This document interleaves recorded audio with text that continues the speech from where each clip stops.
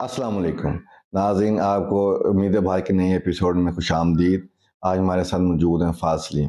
आज भी बड़ा ही हैपनिंग दिन गुजर रहा है अदालत में, पार्लियामेंट में और सड़कों पे, शार दस्तूर पे बहुत सारी हंगामा रही आज हो रही है। आज इस पे मुख्तलिफ मौज़ूआत पे बात करते हैं। अस्सलाम वालेकुम फ़ाद। जी वालेकुम सलाम।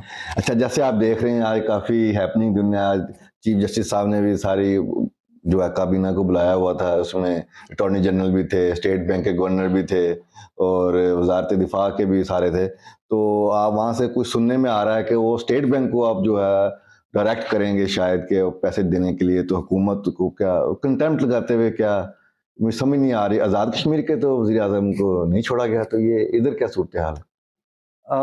वजारत दफा के हुकाम तो नहीं थे लेकिन बाकी लोग थे। लेकिन प्रॉब्लम वही है कि ये पता नहीं कौन सा शाही खानदान है जिसको आज तक भी आप देखेंगे कभी भी इनके खिलाफ अगर अदालत से फैसला भी है तो वो भी कहते हैं ना फ्रेंडली ऑपोजिशन, तो वो फ्रेंडली डिसीजन होता है। आप देखेंगे जैसा सुप्रीम कोर्ट ने पनामा में भी नवाज शरीफ को किया, तो नवाज शरीफ के पास सजाएं पता नहीं किधर गई। आज वो लंदन में बैठा मौज, बल्कि लंदन क्या, अब तो देखें डॉक्टर ने पाकिस्तान में सफर करने की इजाजत नहीं है लेकिन सऊदी अरब सफर कर सकता है वो। फिर आप उसके बाद देखेंगे, आते हैं इस मौजू पे भी रखा हुआ मैंने इसके लिए भी एक सवाल। फिर आप उसके बाद देखें कि शहबाज शरीफ था। शहबाज शरीफ पे जब कंटेम्प्ट तो नहीं, सॉरी, जब शहबाज शरीफ को एफआईए के केस पे फर्द जुर्म आयद होने लगा और उसी दिन वो प्राइम मिनिस्टर बन गया और वो भी फिर केस रद्दी की टोकरी में। जी। तो मसला ये है कि पता नहीं वो कब वक्त, देखें लोग तैयार हैं, अवाम तैयार है। आपने कल देखा होगा पाकिस्तान बार कौंसिल जो कि पाकिस्तान की पूरे नुमाइंदा जमात है वकील वकला की, उन्होंने हड़ताल की कॉल की और शायद तारीख में ये पहली दफा हुआ है कि उनकी हड़ताल बुरी तरह फ्लॉप हुई। वो किसी छोटे कस्बे में भी जो है वो उस पर इम्प्लीमेंट नहीं हो सका।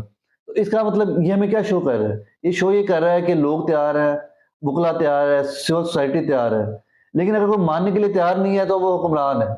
नहीं हो वो देखिए, मैं ये कह रहा हूँ, कल भी हमने जो प्रोग्राम किया था कि आइन जो है और कानून इम्प्लीमेंट कराने के अदालतों को इसीलिए पट्टी बांधी होती है।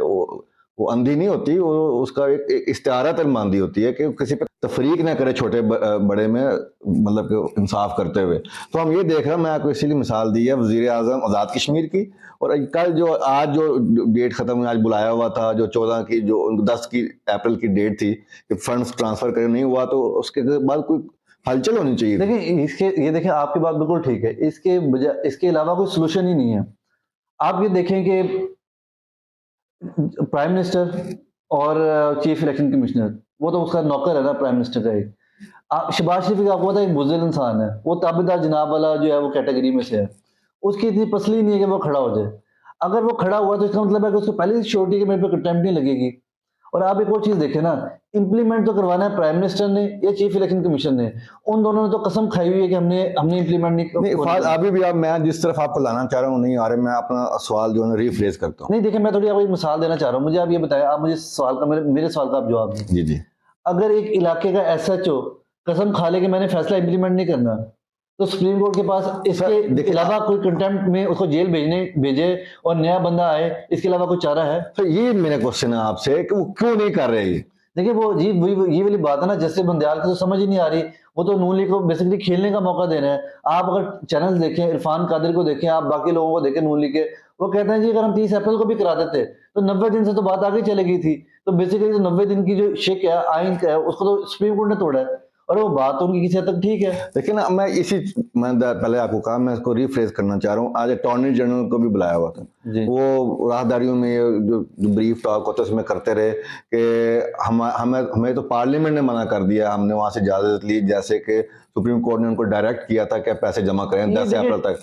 सवाल मेरा ये है कि और कितने मामलात में वो जो हुकूमत वक्त होती है वो पार्लियामेंट से इजाजत लेती है अपने माली मामला तय करने में। बजट देने के बाद तो सारे वो खुद मुख्तार होती है। यहाँ पे तो सुप्रीम कोर्ट की डायरेक्शन भी थी, उनको किस हकीम ने कहा था जाके वहां से इजाजत लेते रहे और वहां से बना करवाएं। ये तो गिमिक्स है अवाम को, वही जैसे हम पहले अपने पिछले प्रोग्रामों में बात करते रहे हैं।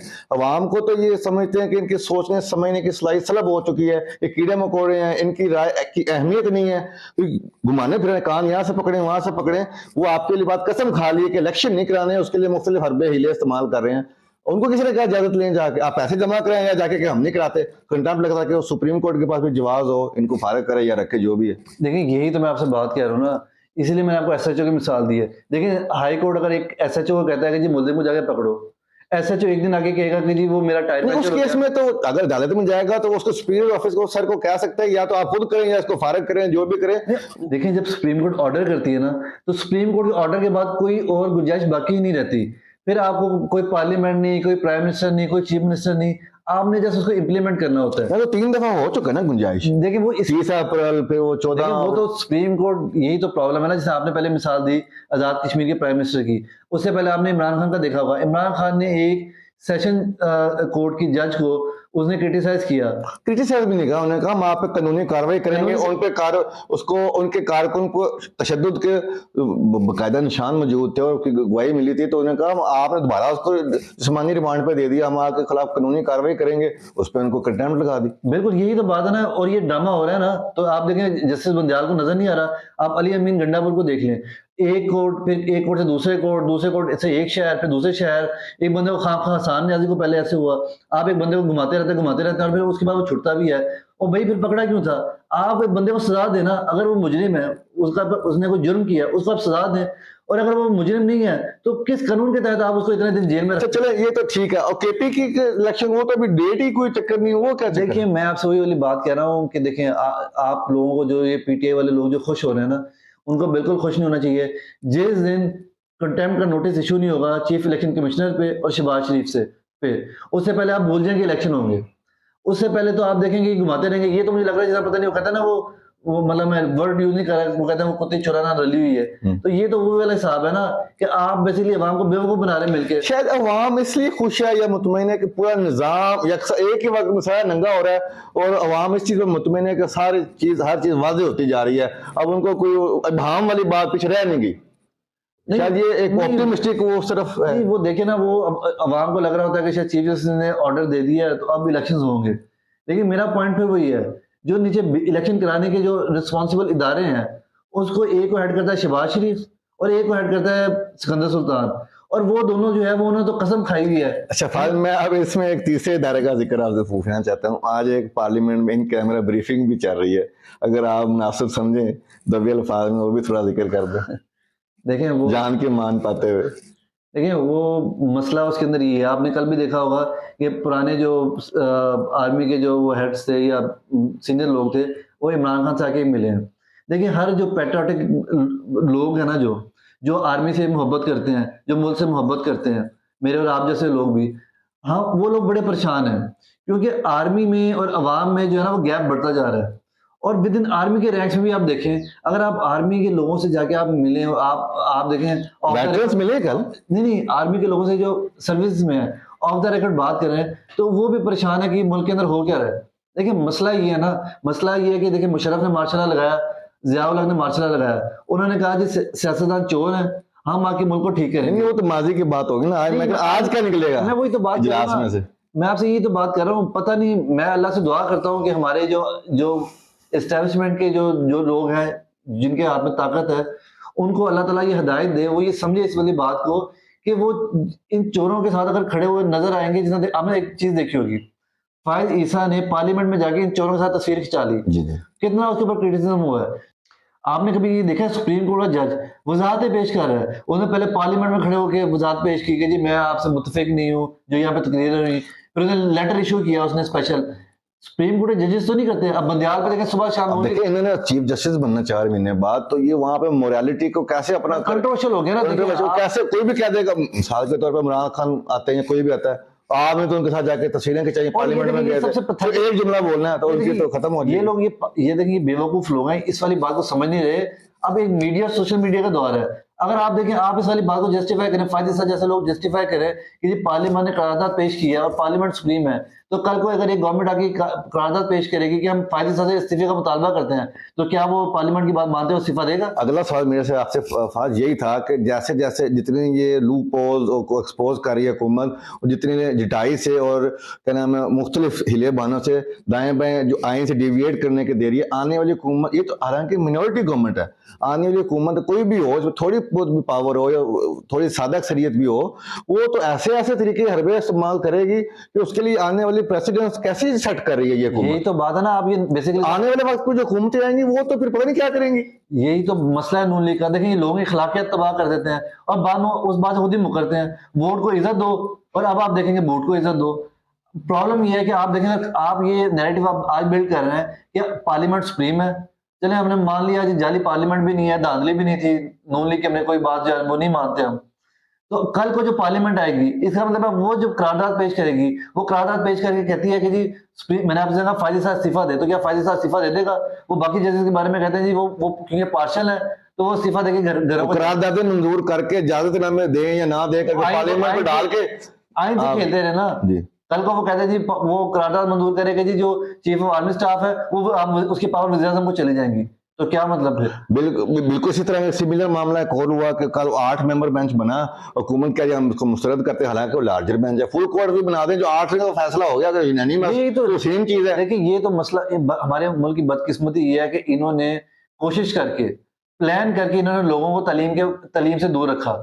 वो जो बेचारे कम पढ़े लिखे लोग हैं, जिन जो पढ़ने लिखने की सलाहियत नहीं रखते, वो बेचारे आपके मासूमियत में इनको सपोर्ट करते हैं। आप देखें, कुछ देर पहले ये कह रहे थे कि जी हमें सुप्रीम कोर्ट से कोई मसला नहीं है, फुल कोर्ट बन गया तो हम उसका फैसला मानेंगे। अब 8 मेंबर बेंच का मसला मतलब क्या है? इसका मतलब ये है कि फुल कोर्ट, क्योंकि 8 मेंबर जो फैसला दिया है तो इसका मतलब ये है कि अगर फुल कोर्ट होता तो वो मेजोरिटी में है, जो उनका फैसला होता वही इंप्लीमेंट हो रहा था।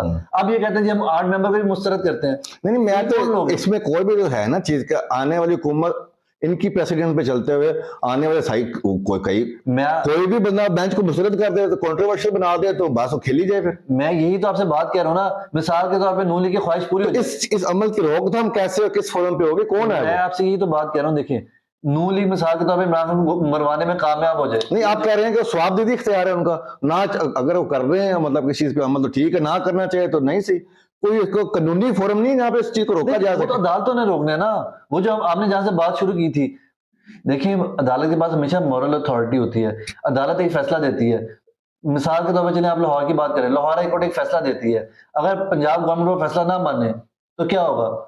इम्प्लीमेंट तो पंजाब गवर्नमेंट ने करवाना ना वो फैसला, तो फिर अदालत के पास आइन ने इख्तियार दिया हुआ कंटेम्प्ट का, घर भेजने का इख्तियार दिया, घर भेज देंगे। जिस इमरान खान के टाइम यहाँ पे क्यों नहीं भेज रहे? देखिए, यही तो मसला है ना, गवर्नमेंट भी माइनॉरिटी है, आइन भी नहीं मारी, अदालत का हुक्म भी नहीं मारी। तो मसला है ना, बदकिस्मती ही है। आज की तो अदलिया को पता है कि ये जो गवर्नमेंट है ये इनके पास मेजोरिटी नहीं है, पार्लियामेंट में मेजोरिटी नहीं है, नून लीग के पास कितनी सीट है? अदालत को इस चीज का एहसास कि उनके हुक्म की जो अदुली हो रही है और जो आइन की नाफरमानी हो रही है उसमें रियासत का कितना नुकसान हो रहा है, उस नतीजे में अवाम कितने पिस रहे हैं। ये देखिए वो वाली बात है, फिर वो कहते हैं ना शरीके जुर्म ना होते तो मुखबिरी करते। अब मसला ये है कि वो यानी अदालत ये भी की जा रही है कि 90 दिन में इलेक्शन होने हैं और उन्हें 90 दिन से टाइम भी दी जा रही है। तो यानी अगर आपने बढ़ा के अक्टूबर में लेके जाना है तो फिर हमारी वो वाली बात है जो हमेशा कहते हैं तो कि आप एक दफा फैसला दें और नवाज शरीफ को बादशाह डिक्लेयर कर दें, काम ही खत्म करें, सऊदी अरब वाला निजाम ले आए, फिर शरीफ खानदान में से जो पैदा होता जाएगा वो हमारा। आज आप बार बार नवाज शरीफ का जिक्र करें, चलिए मैं उनका सवाल पूछता हूँ आपसे।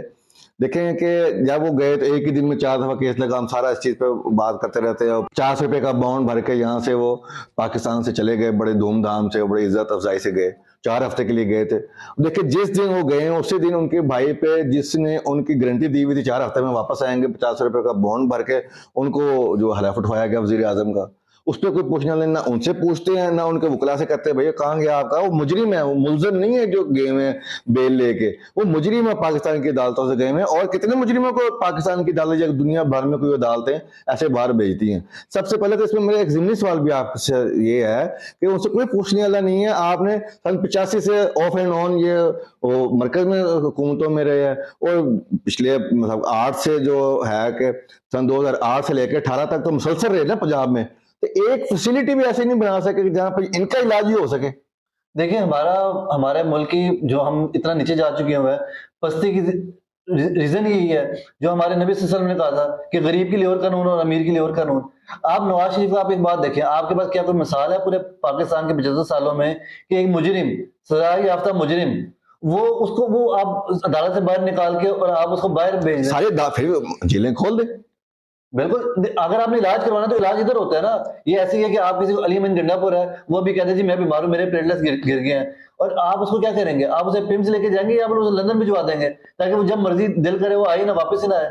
और यहाँ पे उस जैसी फैसिलिटी जो लंदन में इलाज के लिए यहाँ पे प्रोवाइड करने में जिम्मेदारी उन्हीं की हो, पास्ट में, वो भी ना हुक्मरान भी आप रहे हो। हाँ। आप असल तो मसला ये है ना, प्राइवेट जो सिटीजन है ना वो तो जाए ठीक है, जो हुकूमत में रहा है, जो जिम्मेदार है बाकी 25 करोड़ अवाम के इलाज मुआवजे का, सहूलतों को फराहम करने का, वही कह रहा मैं ये मेरा इलाज यहाँ नहीं हो सकता, मैं जा रहा हूँ। ये सब लोग कीड़े मकोड़े भेड़ बकरियां थे जिनके आपने जिम्मेदारी वादा किया था कि इनके इलाज मुआवजे, तलीम, सेहत, हर चीज का हिफाजत का, और आप खुद भाग रहे हैं जब आप पे वक्त आया। लेकिन ये प्रॉब्लम है ना, अब हमें ये फैसला कुन वक्त आ गया है, ये जस्टिस बंदयाल को फैसला करना चाहिए। ये वो नहीं, आप देखें ना, यहाँ पे मेरा आपसे इख्तिलाफ है। अब हर चीज एक शख्स पे, बंदयाल पे या किसी और पे, पहले वो साकिब निसार पे डाली जाते हैं, अब बंदयाल पे, इमरान खान साहब वो उस पे डाली जाते हैं, बाजवा साहब पे, ऐसे नहीं होगा। आप देखें ना, आपसे मैंने पिछले 2 प्रोग्राम में किया, आप उसमें कह रहे थे कि बड़ी जो है शातिर जमात है, बड़े समझदार हैं, बड़े बड़े इनके पास स्टार वार्ड्स हैं नून लीग के पास, बड़े इन्होंने अपनी जो पॉपुलैरिटी को रिटेन करके रखा हुआ है, अवाम को उनको साथ अपना ताल्लुक है, ग्रास रूट लेवल पे रहते हैं। अब 2 सवाल मेरे आपसे, जैसे कि मैंने आपसे एक सवाल किया कि वो जब इलाज मुआवजे 25 करोड़ अवाम की, उनकी जिम्मेदारी है उसका बंदोबस्त करना, तालीम का, सेहत का, उनकी हिफाजत का, एक ये चीज जब वक्त आया वो शख्स भाग गया, एक तो ये पहलू हो गया। दूसरा ये कि झूठ बोल के गया कि मैं 4 हफ्ते में आ जाऊंगा, उनको प्लेटलेट्स डाउन भी नहीं थे, वो जालसाजी करके झूठ बोल के गए, उनके भाई भी इन्वॉल्व है, उनको वजीर आज़म बना दिया।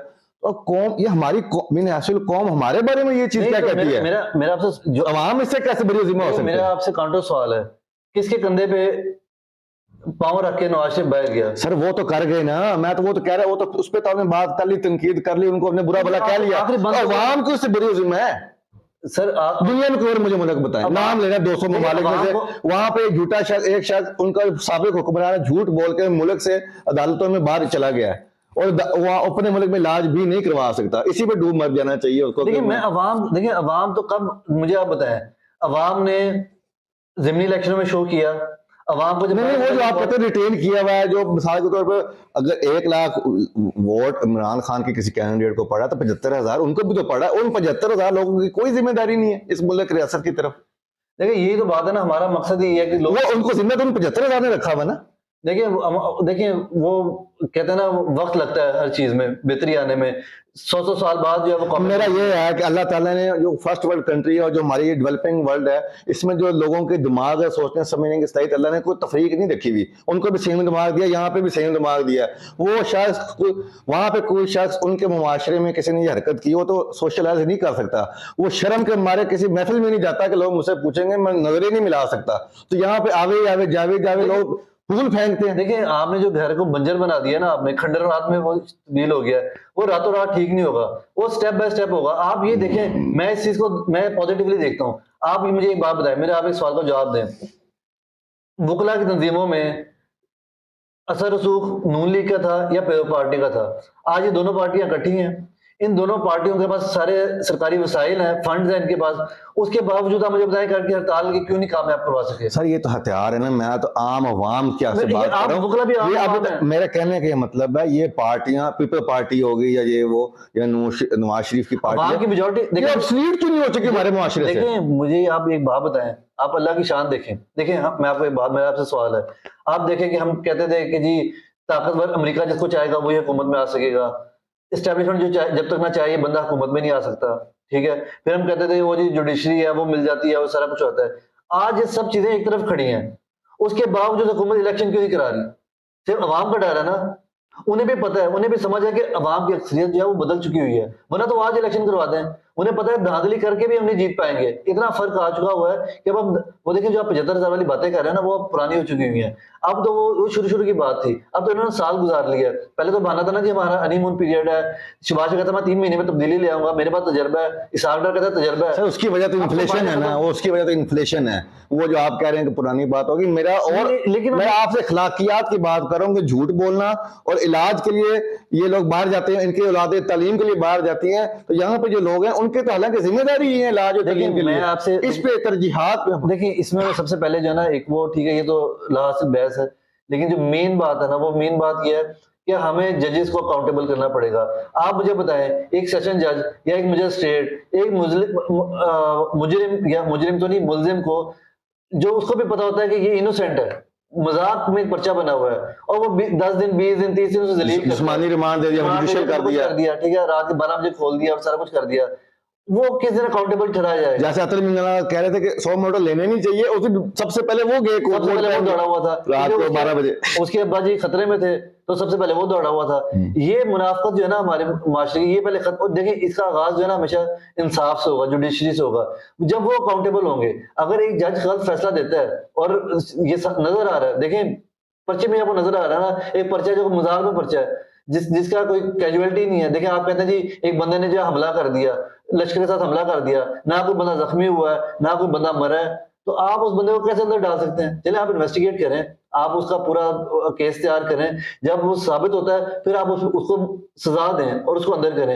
ये क्या मजाक है कि आप लोगों को खौफ पैदा करने के लिए? ये वक्त गुजर गया है, ये ताकतवर हल्कों को समझना चाहिए। ये अब मीडिया का दौर है, ये सोशल मीडिया का दौर है, लोगों के अंदर अवेयरनेस आ गई है। जिस अवाम की, थोड़ी सी अवाम की आप बात कर रहे हैं, उनके अंदर भी ऐसा ऐसा शऊर आ जाएगा। देखिए आप एक चीज देखें, मुझे आप बताएं, जितना नून लीग ने पहले कहा कि वोट को इज्जत दो, उसे फिर गई। तो आपके ख्याल में उनके जो वर्कर्स हैं इमरान खान से नफरत पैदा करके, वो अपने साथ तो उन्होंने उनको अभी तक रखा हुआ है, लेकिन जब वो अकेले में बैठते होंगे तो ये सोचते नहीं होंगे कि हम तो गाली देते थे फौज को, आज हम उन्हीं की वजह से बचे हुए हैं। फिर उसके बाद अब ये कह रहे हैं पार्लियामेंट, मैं आज आपको लिख के देता हूँ, ये चाहे इमरान खान को मार दे, अल्लाह ने अगर उसका वक्त लिखा वो दुनिया से चले जाए, पीएम पार्टी आ जाए, बिलावल आ जाए, तो कल को जब वो ये कानून इनके खिलाफ इस्तेमाल करेंगे तो फिर ये क्या कहेंगे?